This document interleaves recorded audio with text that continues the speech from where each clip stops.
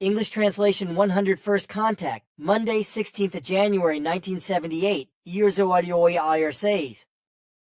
You have been waiting a long time, my son. The last time you said that you would be back around the middle of the week. My area of work is very diverse, and my efforts to address your concerns have lasted longer than I intended. Also, after the unfortunate events, I made an intensive effort to find everything that would take more time. This also led me to various new points which I had missed so far, and which I would now like to mention to you. Various analyses have shown that from various positions, you and your whole group and your task are being worked on much more strictly than we had known before. Various sectarian interest groups against you, as well as private individuals and parts of government, are trying to use all the means at their disposal to fight you and undermine your center. The means used for this are very diverse and often of a rather complicated nature, I think. I have come to feel that, because only on the 13th of January I received such a nice letter from the cantonal building authorities, who want to crush us. What did you hear? They ordered a building adjustment thingy, a ban on further construction work, but also a ban on the use of the premises we had repaired. For example, the hall and the office, the telephone booth and the chicken house, as well as the cesspool, etc. This is illogical and incomprehensible in any form, but it testifies to the intrigues directed against you and your task and to all other malicious machinations. It means a very difficult struggle for you in the future, because not only the higher authorities, as you have called them, are hostile to you, but also various negative elements of your local government, as I have been able to analyze. It is this very You mean local council members, yes? You call this government place that, yes. It is very unfortunate that there is so much unreasonableness in your government offices. Some analyses have shown that very many people in your government offices hold their positions in malicious greed for power and apply autocratically written human legislations that mock any human worthiness.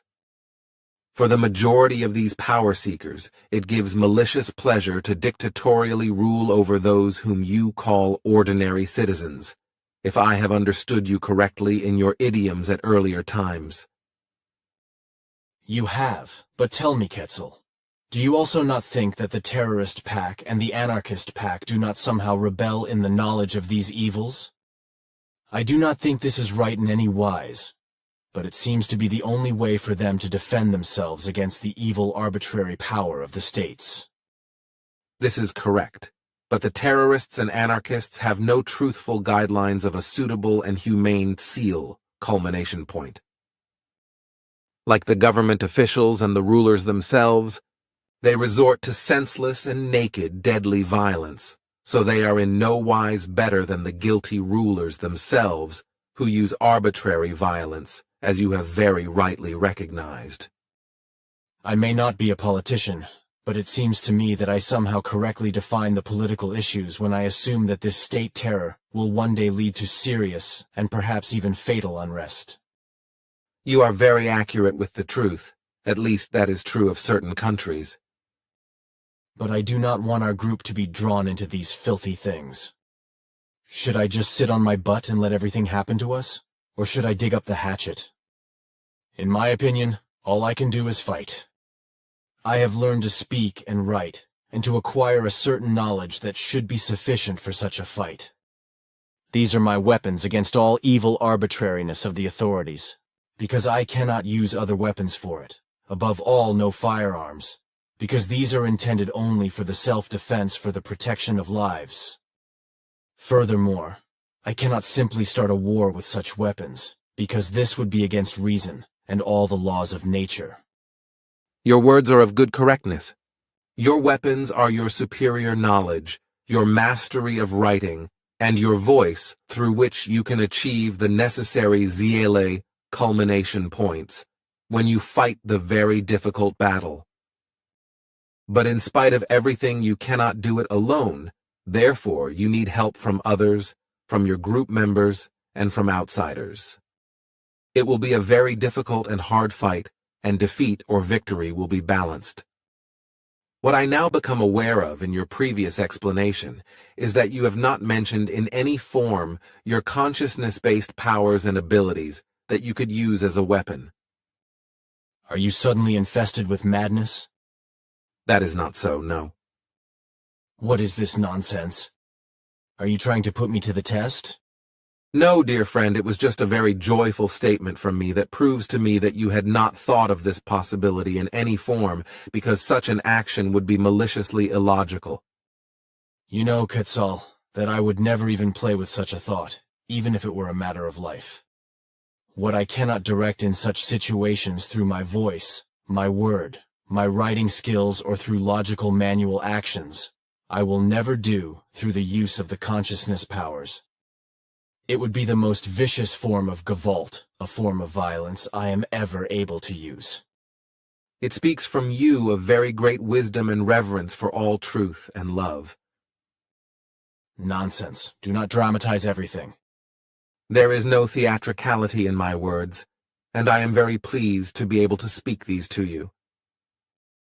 You are much greater in yourself than you want to admit. Do not be silly. If that were the case, I would not have done that nonsense on New Year's Eve. Have you done any illogical things? Not at all, my son. It was absolute nonsense.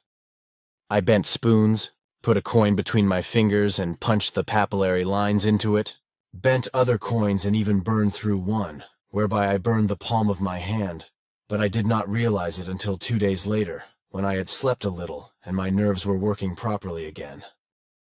Were observers there? Of course, otherwise I would not have done it. I was simply damn angry and at the same time deeply sad, because you did not want to understand that these things are possible. You found yourself challenged by this? No, it just damn pained me that one did not want to understand. That is why I did it. Your action was illogical but understandable, so you do not have to blame yourself. Do you think so? Your words speak for it. But in the future, you should be more careful and not do your exercises in the presence of observers. That is what I usually do, but sometimes I just hang it out. This is, of course, in your world, where you are lonely despite all the love you receive. You are too much ahead of the present time. But do not think too much about it. It cannot be changed. But now listen to what I have to tell you. In relation to the unfortunate events around Amada, it has emerged that we have no possibilities to eliminate any data in her. The whole complex in her is so confused and intertwined that all her knowledge and the rest of her rational thinking would have to be completely eliminated in order to be successful. This would mean that after such a complete elimination, she would be destroyed in every respect in terms of knowledge, and would be back at the beginning again. However, we must not do this, even if it represents a certain danger for you, because she is still capable of causing damage through her negative and malignant transmission of thought power. Uncanny Forces by Adolf Tillman Perronaut. To outsiders, the following story may seem unbelievable and fantastic, but many witnesses can vouch for the fact that word for word corresponds to the truth, and that not even one point has been fibbed. Readers of the Voice of Aquarius Time will certainly remember that an article appeared in issue No. 18 without the name of the author being given. So it shall be this time also, for I attach no importance to publicity in relation to my person. And again I would like to speak a frank word here for Billy, whose importance in the world of today has quite obviously not yet been recognized by the human beings of this world. Far too little is said about him in this monthly, although it is in every respect his initiative and it has been made from scratch by him in the main work for more than 2 years. Writing, proofreading, assembling, printing, folding, inserting, stitching and mailing, etc., and all with only one arm. Just think of it. But that is to change now, because an art fair editorial department is to take over this work in future. Billy would really be relieved by this and could do much more important work. Billy, a human being like you and me, yet so very different from us. His inconspicuousness, based in modesty, puts him in a completely false and also inadequate light with his fellow human beings, for who is aware that there are forces awake in him which, for the uninitiated, border on the uncanny in every form. Forces that in some respects surpass even what parapsychology cannot even imagine in its wildest dreams.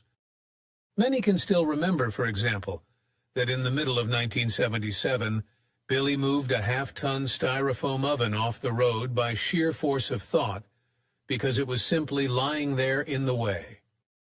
But this is in fact only one of his bravura feats, for countless others follow in his wake. For years, this person and that person have been saying that they have observed Billy bending spoons or simply letting them fall in two through pure mental consciousness power. He is said to have crushed coins pressed between his fingers, leaving papillary lines in the metal, and so on. Although I and all the group members of the free interest community are used to quite a lot from Billy, such statements from witnesses have always remained only statements to us, because we have never been able to observe such things with regard to the coins with our own eyes. However, this was to change on New Year's Eve, 1977-78, when Billy, who was otherwise very reserved in such matters, gave a demonstration that probably none of the witnesses will ever forget again. It was like this. We celebrated the turn of the year in the kitchen of the Sim Yase Silver Star Center with a good glass of wine and with tapes sung very well by Billy. Somehow it occurred to someone that Billy could demonstrate the bending of a spoon by pure mental consciousness, power. Elsie Moser handed him a teaspoon which he had brought with him and which he also actually took between his thumb and forefinger. Then, although I was used to a lot of things from Billy, I thought I was dreaming, because I saw with my own eyes how the spoon slowly bent between the two fingers until Billy finally dropped it on the table, artfully bent. Unfortunately, this little demonstration was obviously not enough, because among the 20 or so strict observers, voices were raised that Billy should demonstrate some more things. But he persistently refused until the constant urging obviously became too much for him. I could see very clearly that something changed in him and his eyes became quite sad. Somehow it seemed to hurt him that his faithful demanded proof from him of his spiritual powers of consciousness. Deeply saddened, he accepted a 10-centime coin handed to him by someone. "What shall I do with this?" he asked sorrowfully, and somehow visibly martyred by pain. Someone shouted that he should press the papillary lines of his fingers into the coin. "Good," was all he said in response, and a very sore tone sounded in his voice. He then convulsively pressed the coin between his thumb and forefinger, only to suddenly slam his fist down on the tabletop with such terrible violence that everyone present shot up in fright, probably thinking that Billy had gone mad. The coin slipped from Billy's fingers, somewhat bent and clearly etched in the hard metal were his papillary lines. Unfortunately, however, even this demonstration was not enough, for calls for even more musters were heard. So Billy took a 2-franc and a 1-franc piece out of his wallet, placed them on the table in front of him, and asked what he should do with them. He did not receive a definite answer, whereupon, clearly visible to any observer, he picked up the 1-franc piece, let it slide into his palm, then clenched his hand into a fist, and squeezed it with visible effort. When he opened his hand again the coin was very badly bent. This also happened to the 2-franc piece, after which Billy was visibly exhausted. But the unreasonableness of some witnesses meant that what had been done was not enough, so more was demanded. Tired, Billy reached for his wallet again and wanted to take out another coin, but this did not happen, because from somewhere he was handed another 2-franc piece to work on. With a bitter face he accepted the coin, let it slide onto his palm, and closed his hand into a fist, in front of everyone, then wearily said that this was the last thing he would do that night. Then he raised his arm high and stretched his fist towards Harold Prock, grinning painfully and lost in the world. Deep inside him a hell seemed to be blazing, probably because he was being challenged and everything was being provoked to the last. His face was somehow distorted, and it seemed strange. Suddenly, however, his features seemed to distort even more. His skin became almost transparent, while tears suddenly rolled out of his eyes. Then, it was simply outrageous, his physiognomy began to tremble, along with the fist that hovered over the tabletop. Billy's eyes suddenly screamed open, his gaze lost somewhere in the infinite distance, while suddenly there was a heavy silence in the room, and no one dared to make a sound. It lasted barely 10 or 15 seconds, then Billy slumped down like a doll, snow-white in the face and gasping for breath. Spasmodically, he opened his hand and let the now completely deformed and glowing 2-franc piece fall onto the table, only to cling just as spasmodically to Elsie's arm, helpless and obviously completely at the end of his tether. It took long minutes before Billy recovered and could speak reasonably. His lips had turned white-blue, and a burn mark was clearly visible in the palm of his hand. Why? We looked at the 2-franc piece that was now passing from hand to hand, and it was deformed, burnt through and burnt. One of the people who should know explained that it had taken about 1,500 degrees of heat to burn the coin through. 2,500 degrees of heat, remember, and that developed in Billy's hand, by the purest power of the spirit consciousness. It should be obvious that none of us witnesses will ever again demand such madness from Billy. We have seen it all with our own eyes and witnessed it personally. It was enough for us, more than enough, in fact. Harold Prock, who was sitting directly opposite Billy and was able to look him in the eye, was deeply shocked and said that he had suddenly seen through Billy's eyes into eternity. What more can one say? Billy, a human being like you and me, and yet he is so very different from all of us. Only now do I really understand how damned lonely this human being Billy must be with all his gigantic knowledge and ability inside him, as Sim Ya Se has often said of him. But how great in truth must this man be in himself, that he does not use his gigantic powers to his material advantage, and does not even reach for them in thought, even in great need. If we members of the free interest group did not know very well who Billy is in truth, and who he was in former times of life, we might wonder about him. But this way, we can recognize that the truth is everlasting and breaks through to the light again and again. Even though this truth is often very hard, we recognize it, no matter how much scheming is done against Billy by the ignorant, the misguided, and those who want to stand in the place he holds. But for all those, let it be said that in every respect they are far too small, too unimportant and too weak to be able to offer Billy even a glass of water, for even if he is only a human being like you and me, he is nevertheless in all things much greater than all of us, something very special and particular in every respect. This must be made clear, whereby this clarification in no way has anything to do with glorification, adoration, or idolization, but solely with existing facts, with the most realistic truth imaginable that is still recognizable, and that will exist eternally. Is it not laughable that at the present time Billy is disregarded and trampled underfoot, just because he is alive at the present time, and is once again spreading the truth under a different name than he did in the past? And is it not even more laughable that, despite being trampled on with malice, he is simultaneously worshipped for the existence of a much earlier life, just because he bore a different name then, and because his teachings at that time were falsified in a cultic religious manner? That is not good. But can you at least send the squirts, The energy-clearing dwarfs, into our den and into her old room to remove her vibrations? It would also be necessary in Engelbert's apartment. That is what I wanted to talk about. Within the next 14 days, I will give you a day when everything will be cleaned by our little friends. Then nobody is allowed to be in the center. Well, thank you. Also the little squirts. Now look here. There is another letter from Marcel. Can you give it to Sim Yase? No. Absolute silence is ordered for her. Therefore, I can deliver her no letters from you either. Too bad, but it cannot be changed. How is she then? Her condition is extremely satisfying, and complications are no longer to be expected when she has her necessary rest.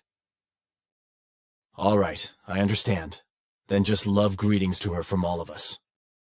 I will be happy to pay her these, and I should also bring you very dear greetings from her for you and all the group members. Thank you very much, my son. That will please everyone. But now a question about Olgi and Marcel. Olgi cannot keep her time on the 25th of January, and Marcel on the 4th of February.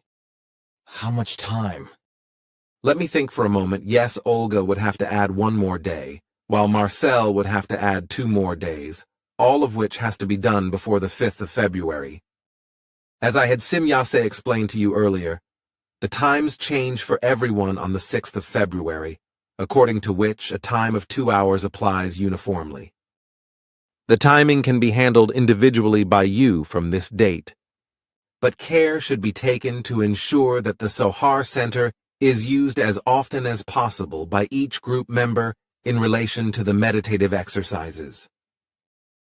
With regard to the previous fluidal power storage, the records have shown that the time can be reduced uniformly to 2 hours and 10 minutes for 3 group members by various factors, such as your wife, who nevertheless has to keep to her additional day, Claire and Hans, while Elsa has to add another additional day to the already existing one. This additional day must still be completed by the 5th of February. Well, then one more question. Do you know anything about the fact that in the depths of the sea in the Bermuda Triangle, a huge pyramid is supposed to lie sunken? The baseline should be 333 meters, and the height should be about 223 meters. Something like this is not known to me. Thank you. Then I have a whole series of questions to ask you. Do you still have time for that? Are they questions from your initiative? No, they come from group members. I cannot answer such questions in the future anymore, because they usually refer to things that we cannot answer. Otherwise, however, I recently also explained to you that for the time being, a joint decision should no longer be made. Despite the realization that we have made mistakes in your form of treatment and communication and assessment, the decision has been maintained that in the future no explanations should be given unless the questions come from you personally, which should be controlled in each case with questions. That is hard, Ketzel. And then what about letters? In the future, no more should be addressed to us. Unfortunately, I do not make a decision on this alone, according to which I will not be able to change this matter on my own. Then not, even if it is quite bitter. So let us talk about something else. I have a question to which I only want one answer in the report, but that I do not want my question to be mentioned. Then ask your question. These concerns are known to me. They are based on incarnation transmissions, because what was already created in the human being in previous lives and was of permanence, as you know, is held for all time in the storage banks and is impulsively reawakened, that is to say, withdrawn by the new personality from the storage banks again in the next life. For example, a once profoundly existing, fine fluidal-based love is not simply totally eliminated by death, but is transferred to the spiritual realm, which returns it impulsively to the material realm at the next incarnation via the spiritual consciousness, subconsciousness, and the gemut, fine fluidal spiritual counterpart to the half-material psyche, when the corresponding factors meet again, whereby it comes to bloom anew and expands more and more, up to the culmination point, where it unifies itself in universal form and unites itself with all that lives in gross material and creational energetic form. Thank you, Quetzal. Your answer is very accurate and confirms everything I have found. So I was right about my result. Thank you. It was a pleasure to be able to give you the explanation. Thank you, my son. But now tell me, were the squirts in the center to clean it about 4 times? You are oriented about that. Where from? They have actually been there 4 times. I just noticed 4 changes in the center. You do not miss a single detail in certain things, do you? You can wait a long time for that. But say, why do you not give me the reports after the contacts in the fast form, like you did it twice? It would save me a lot of time. I can do this here and there, but not too often, because it tears and pulls too much at your powers. If the reports are sent to you in the usual form as they have always been, then you are doing an unprecedented amount of work. But if I give it to you in the fast form I have developed, your work effort will increase massively. Aha. How much time of normal work does it take if you send me a typewriter page report with the usual time? I have not calculated that, which is why I can only turn to you my self-calculated data, which is divided into minutes.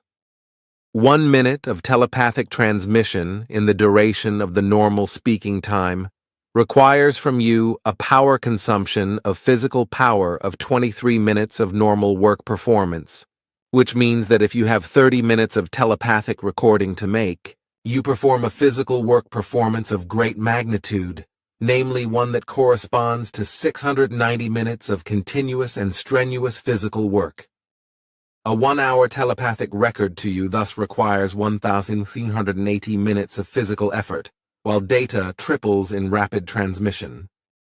So this means that for 1 hour of data transfer at normal work rate, 23 hours of physical work is involved? That is crazy. How am I supposed to do that? You constantly regenerate your strength, which is why you are always exhausted after a transmission, by the power consumption itself and by the regeneration process. But no one can keep that up. Usually not, but somehow, and this is an unsolved riddle for us as well, you manage it and keep it going. But now, my friend, it is time again, because I have to go. Goodbye, and greet everyone very dearly from me, also your cannibal. Ah, yes, I still have to get her from the center at 2:15 HRs. Take care, my friend, and also to your dear greetings.